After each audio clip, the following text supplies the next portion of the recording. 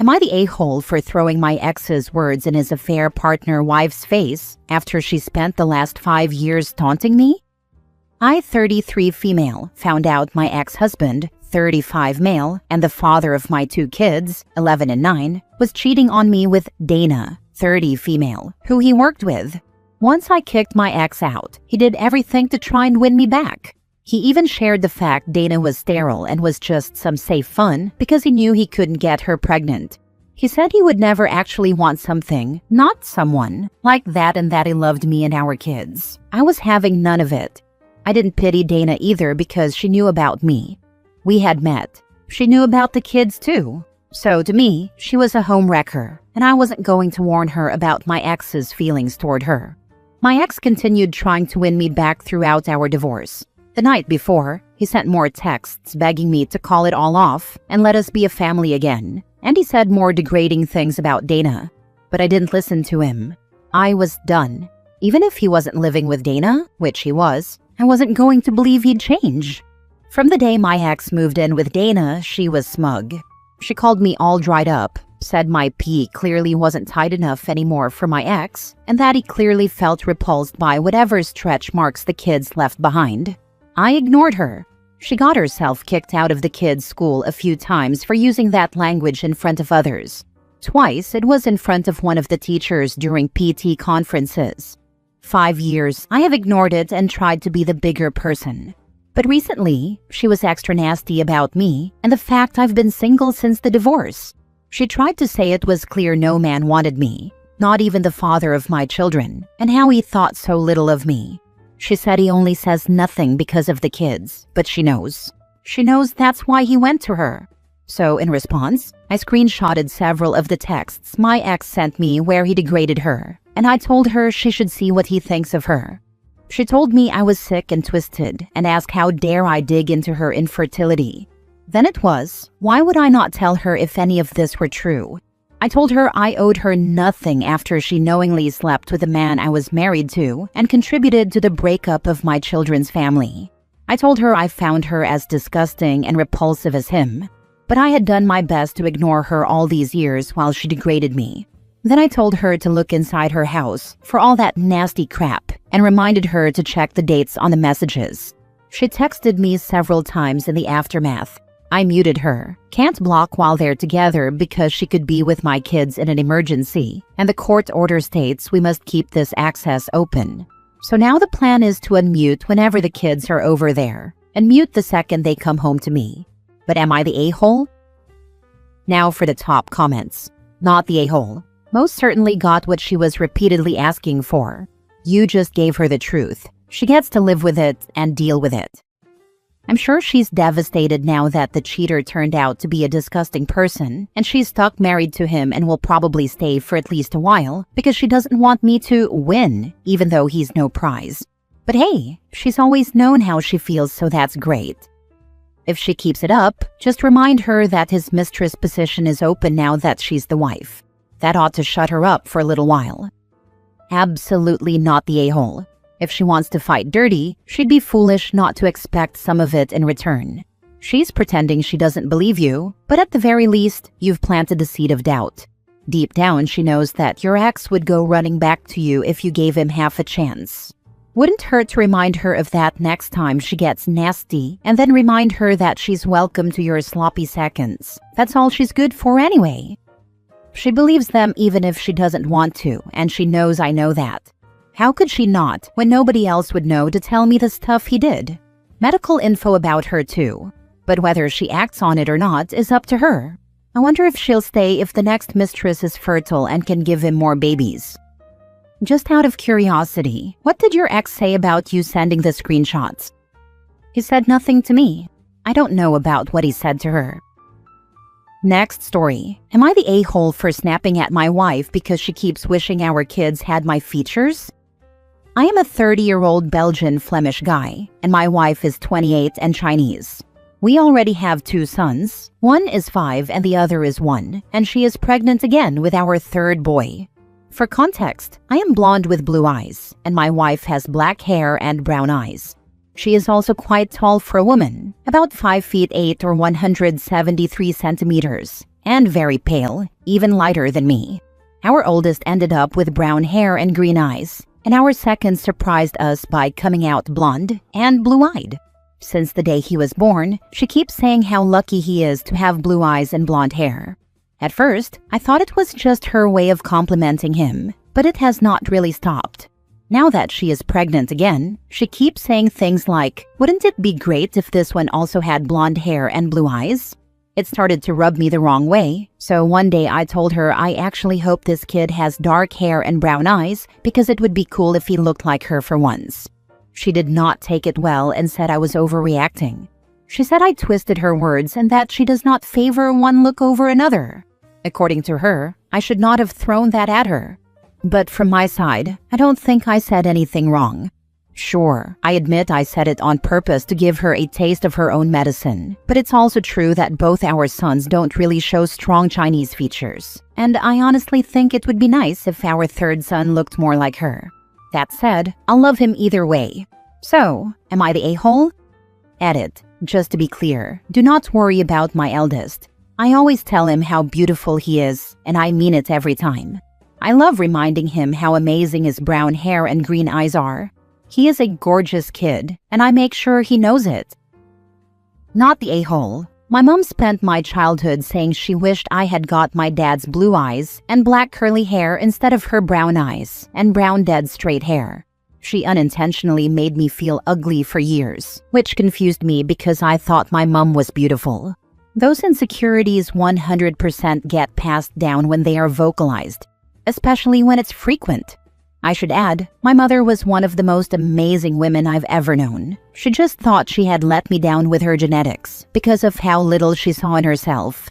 It made me sad when I realized it didn't hurt my relationship with her, only my relationship with myself. My daughter hates that she looks like her father and not me. I've tried telling her how beautiful she is, with dark features, how people try to have a tan like her and end up damaging their skin over it. But her brothers look like me and she is very jealous of that. This can't be the first time in your entire marriage and relationship that she's displayed her preference for blonde hair and blue eyes. She married you, didn't she? It's pretty common in Chinese culture to fetishize Western features. Of course you're not the a-hole, but be prepared for her to show favoritism to your children who don't resemble her. You know, I hear all the time about Western people fetishizing Asian features, and I live in the US where things like fawning over Japanese and Korean people are pretty common, so it's really wild for me to hear the adverse side of it. Is this exclusively a Chinese thing, or do other Asian cultures also have a similar phenomenon? I'm Chinese in an Asian country, and it's still common for people to have Eurocentric beauty standards, deep-set eyes, sharp nose, fair skin, for completely Asian babies, which makes no sense. I had relatives who told me to pinch my daughter's nose bridge so it wouldn't be so flat in front of her. I've also heard those comments as a young girl and it's annoying. My sister used to be teased for having monolids when her two other sisters didn't. She grew up and did double eyelid surgery. Maybe that preference has been internalized from years of Eurocentric beauty standards in our culture. Or maybe she just really thinks you're the better looking of you two. Either way, I believe you both love your kids equally, but it can be very damaging saying such things out loud, especially in front of three kids who look different from each other. She may not see it yet, but you need to have a constructive, not passive-aggressive conversation with her. Many years ahead, and you never know which is the one sentence that sticks with your dark-haired kid for life. Next story. Am I the a-hole for removing my ex-wife from my life and not understanding why she still has our old photos up? 3 years ago, I, 43 male, left my now ex-wife, 39 female, after discovering she had been cheating on me. We had been married for 15 years, and I thought we were building a stable life together. Finding out about the affair completely shattered me. It wasn't just about the betrayal. It made me question our entire relationship. I kept wondering if all those years, all those moments, were nothing more than a lie. When I decided to move forward with the divorce, I also made the choice to completely cut her out of my personal life. I removed her from all of my social media accounts and went through my phone and computer to delete every picture of us together. At the time, it was painful, but it felt necessary. For me, wiping the slate clean was the only way I could start to heal. I didn't want constant reminders of someone who had hurt me so deeply, and I didn't want to keep seeing her face tied to memories that no longer felt real. Yesterday, my kids were scrolling through their mom's Facebook page while we were together. They pointed out that she still has a ton of pictures of us posted. Some of them were family photos of me with the kids, but plenty of them were of me and her as a couple, vacations, holidays, and everyday moments from when we were together. Seeing those old pictures caught me completely off guard. It threw me for a loop because I just don't understand why she would keep those photos up. She was clearly so unhappy in our marriage that she ended up cheating. So why hold on to the images of a relationship she destroyed? From my perspective, leaving those pictures up feels like she's clinging to something that no longer exists. I'll admit, it bothers me more than I expected. I'm not angry exactly, but unsettled. I worked hard to cut ties, remove reminders, and give myself space. Meanwhile, she seems fine with keeping all of it public. Part of me wonders if I'm overthinking this or if I'm justified in feeling strange about it. So, am I the jerk for feeling uncomfortable and for completely erasing her from my life while she continues to keep our old photos on display? Now for the top comments before the mini update. Not everyone feels the need to erase all evidence of a relationship from social media after a breakup. Those 15+ years of life and milestones and memories don't cease to exist just because it ended badly. If you found it cathartic or helpful to delete any trace of your marriage from social media, great. Just because she doesn't feel the same urge to purge doesn't mean she's still hung up on it. Or you just don't care. I still have pictures up from years ago. I'm way too lazy to go through them all. They don't bother me at all. I'm in this camp. I divorced my ex-wife 12 years ago, and I didn't delete any social media pictures of our life together. The only pictures that I even removed from my camera roll on my phone were anything that could be deemed NSFW. I don't scroll back and look at them. I just don't care that they exist, and couldn't possibly muster up the energy to go through and delete them all. No a-holes here. It could be as simple as she can't be bothered to go back through her old Facebook photos. I've got stuff in there from almost 20 years ago, and I haven't looked at them in probably 10 years. Mini update. All these pictures were originally removed by her in response to my actions. No, I did not go looking into her Facebook page. My kids were randomly going through photos, and I asked where they were seeing these at, and they said their mother's Facebook page. Last story. Am I the a-hole for refusing to make amends after my ex-best friend reached out to me? The other night I got an Insta message confused. I thought it might have been a mistake. Turns out it was my ex-best friend from high school, someone I hadn't seen or spoken to in years. She was hoping to meet up and talk about catching up. Hannah, we went to kindergarten together and were friends on and off throughout our school years. Our moms were friends, which made it easier. I thought she was my person. At least until the summer before senior year, and my mom got sick. She got real sick and passed away from it pretty quickly. Entering senior year, I was in a very dark place. Hannah was my rock, her and my other friends at the time. I was starting to feel better about myself, and when prom rolled around, I asked if we could go as friends. It felt right, and things were really starting to feel okay again. Until she ditched me at prom. I guess her and a couple of our other friends had agreed to a slumber party without me.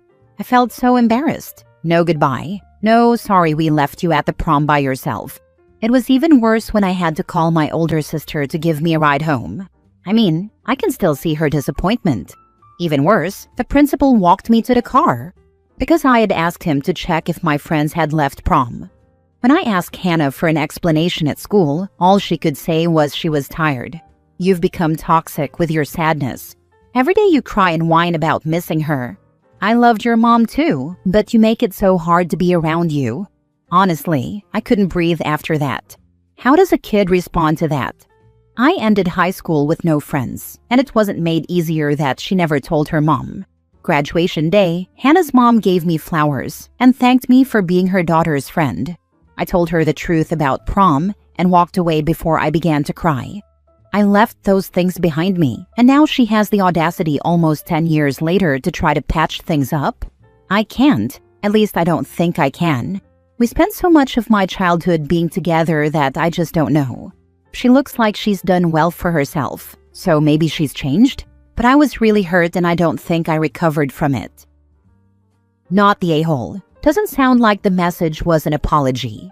Unless the message was a complete apology, showing self-reflection, and with no obligation on you to give her closure, don't open the door to your heart. She'll hurt you again.